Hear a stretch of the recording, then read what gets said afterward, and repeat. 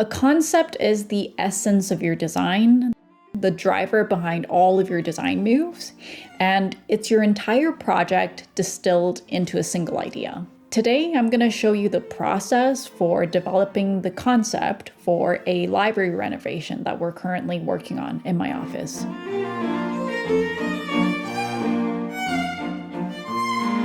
Hey guys, welcome back to the channel. If you're new here, my name is Dami and I am a licensed architect in beautiful Vancouver, BC. On this channel, we talk about architecture and design and also some tools and strategies that can help us have more meaningful and fulfilling careers in architecture. Alright, so let's get to the fun part. In architecture school, there's a very big focus on just the development of your concept, the concept itself.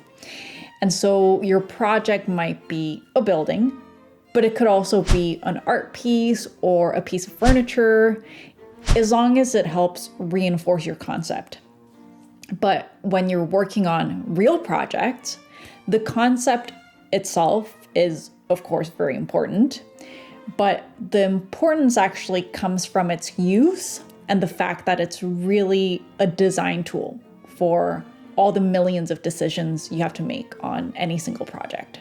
It's also great for communicating why you're doing something to your clients and to your consultants. It's also great for providing an objective reference point. You kind of have to remember that design is by nature subjective. And so when you're working in a team, you might develop an idea, but you have to make sure that everyone on the team is on board with the direction before you move on. Sometimes when we have design reviews, we'll have instances where like every single person in the room will have their own opinions on the design.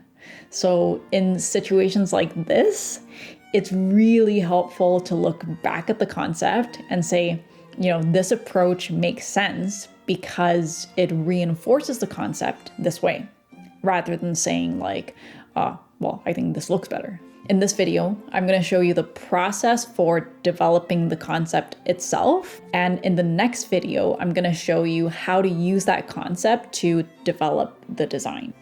So this particular project is an interior renovation for a library. So not only are you taking aspects of the site and the program to develop your concept, you're also taking aspects of the existing building. If the existing building is really interesting, that can form a really big part of your building's concept. I personally like having more constraints to work with because the more constraints you have, the more objective reasons you can give to why you've designed something in a certain way. Unfortunately, I can't show you any drawings or actual renderings of the space because it is still confidential at the moment. So I'll just have to show you guys in abstraction through sketches. But I'm really, really excited to show you guys photographs probably in the next couple of months. So the project is the renovation of an existing library, and libraries are going through a huge transformation right now. With the digitization of books, they're becoming more than just a place for books. It's actually becoming a community hub where they have tons of events and workshops and lots of tools for people to come and learn new skills. So for this project, the librarians wanted to take a chunk of the space, which is used to store books, and they wanted to turn it into public spaces, like a digital media space, and a lounge, and a multi-purpose room. The library has this grand entrance, this 3-story atrium when you walk in, and we will be blowing out this entire area and turning it into more public space. We're also renovating other areas like this info center, and in the next phase of the project, we're also putting in a new children's library, a new teens library, and a heller upstairs that connects the two different levels.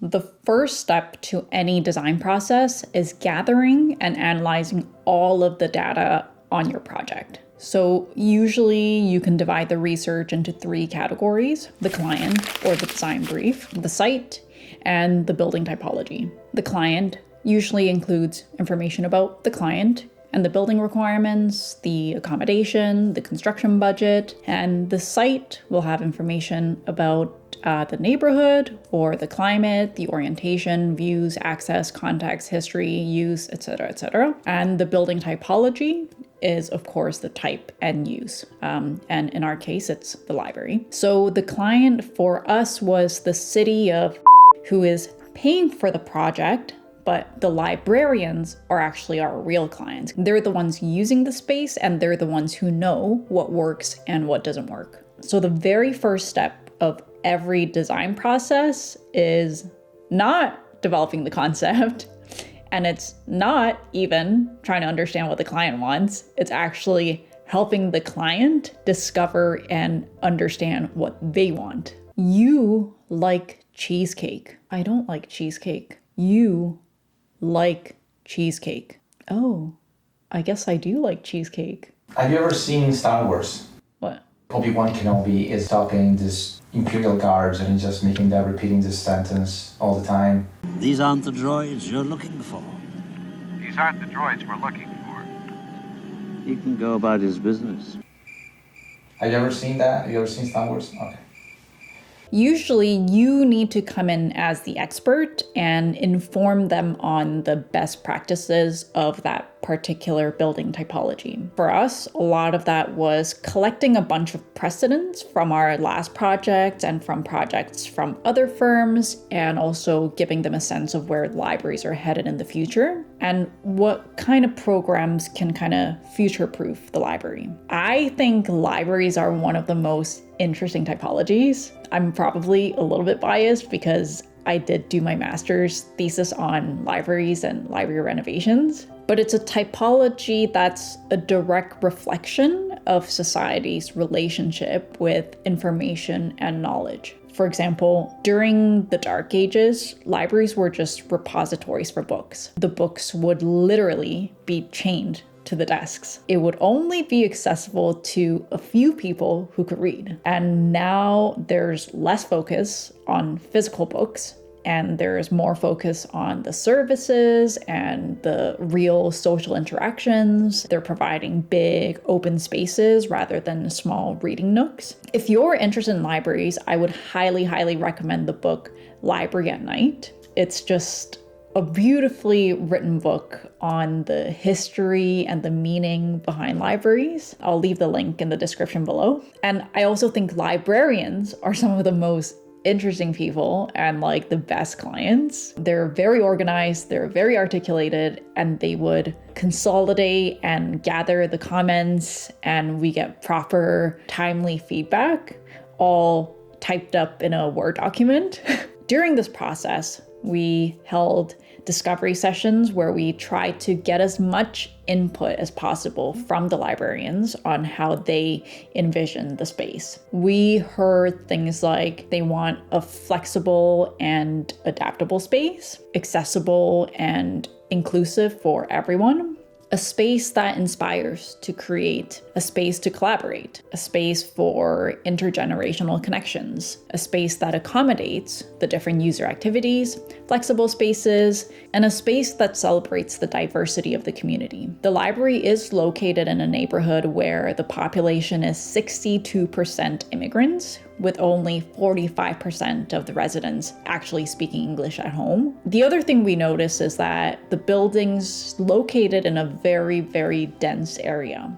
It's an area that's being heavily developed right now, and the library kind of sits in the midst of all these super tall skyscrapers. The library has a massive garden, so this building gives a bit of a breathing space to this super dense area, and it becomes a little garden in this concrete jungle.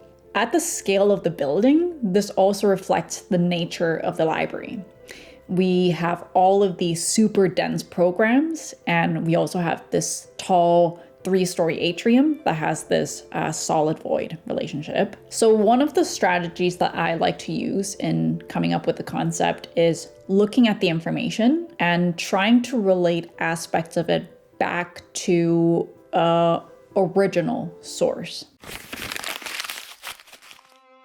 It's a little tricky because there's no hard definition of an original source because everything is kind of built on each other. but a good original source are icons or visuals that are recognizable across different cultures. When we're talking about architecture specifically, anything that's become widespread enough to become a kind of typology could be considered an original source. I looked at this strong solid-void relationship, and the first thing that came to my mind was a cave.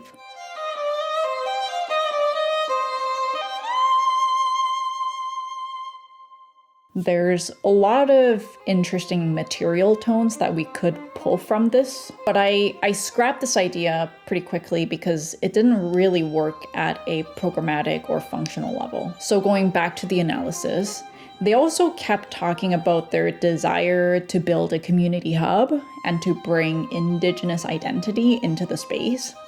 And so I thought of the native longhouse, which is a traditional typology, and it's usually the heart of Indigenous communities. They would hold religious ceremonies and have community gatherings, and this is also where they have the fire pit, and this kind of gives it the opening at the roof, which is somewhat similar to our condition. I think there's a interesting programmatic connection, but I just felt like there weren't enough architectural elements I could pull from this concept to develop a rich material palette. And so I thought about, what about a community living room? This is a key phrase they kept talking about. Is there anything I could pull from the typology of living rooms? And so I thought about bringing in some of these more domestic elements like carpets and cushions and area rugs. But in this case, I felt like there wasn't enough consistency in the type for it to become a strong concept. Then I went for a walk and sat in this little courtyard and spent some time pondering my life choices. What if we included a fountain feature in the atrium space? It could be like an outdoor courtyard. The librarians were really adamant about bringing nature into the space. How feasible would that be? In this case, the atrium and the site both had this solid-void relationship, both a void within a solid. A donut?